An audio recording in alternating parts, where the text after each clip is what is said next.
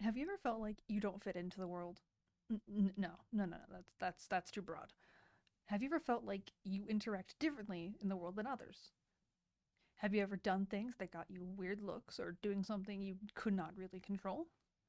I can tell you many times during my elementary days I got told to stop playing with my hair, or how many family vacations where I was told that I don't look like I was having fun, even though internally I was. It didn't occur to me until way later, and I mean later as in I didn't know until high school, that this wasn't just my quirky personality. It was actually just how my brain was wired. I have what is known as AuDHD, a combination of autism and ADHD. Two mental disorders that have changed how individuals like myself interact and live each day. Now, this isn't a bad thing, and this video is not meant to shame anyone who has these disorders. If anything, this is meant to spread awareness and hopefully help some people learn to cope mentally a little better than before. In no way, shape, or form am I a medical professional. I'm a digital entertainment major. Are my words backed by research? Yes. But please do not take my words as law, and remember that I am just one video in the sea of online videos telling you the same thing you've probably heard with brightly colored moving images. Okay, moving on. Let's start with the basics, and let's get everyone on the same page. What are mental disorders? As I stated earlier, they are conditions of the brain that affect an individual's nervous system, i.e., how they think, feel, and behave, with symptoms being short to long term. Getting the broad overview out of the way, let me talk about my two main points of this video. There is a lot to unpack with these mental disorders, so for simplicity's sake, we will be sticking with symptoms and general behavior. First up, autism, otherwise known as autism spectrum disorder, is a developmental disorder that impacts the nervous system and affects a person's perception and interactions with those around them. Have you ever... Oh, I'm about to call myself out so badly. Have you ever been so overwhelmed by loud noises that you want to cry? Or grab onto a textured surface that immediately causes a visceral reaction from your body? Or, my personal favorites, making repetitive movements when you're excited or hating eye contact so much that you avoid it, but then you don't want to be rude, so you just look at their lips? Yep.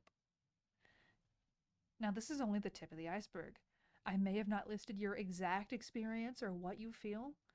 So before we get ahead of ourselves saying, but my symptoms aren't like that, or they have it worse, so I may not have it. Stop. Stop that. Comparing yourself to someone else never works in any category. Ever. Besides, this is a spectrum disorder. Symptoms will vary from person to person, so not every indicator is relevant to everyone, and the symptoms could range from minimal to severe. Secondly, ADHD, or attention deficit hyperactivity disorder, is one of the most common neurospicy disorders. ADHD may cause someone to have trouble paying attention, controlling impulsive behaviors, such as acting without thinking, or being overly active. This is one I experienced more as a child. Being too active and talkative, losing things or losing track of time, being short term forgetful. Now you're probably thinking to yourself, that sounds very similar to autism. Which isn't wrong. These two are very similar to each other and are often diagnosed together. Hence the term AuDHD. While they may blend together or even amplify each other's symptoms, there are still a few differences.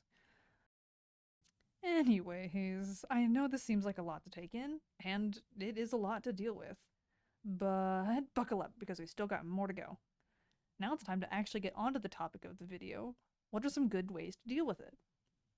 Now again, I am not a professional, so please don't take my words as law. These specific tactics have helped me, and they just so happen to align with professionally researched sources, so take that as you will.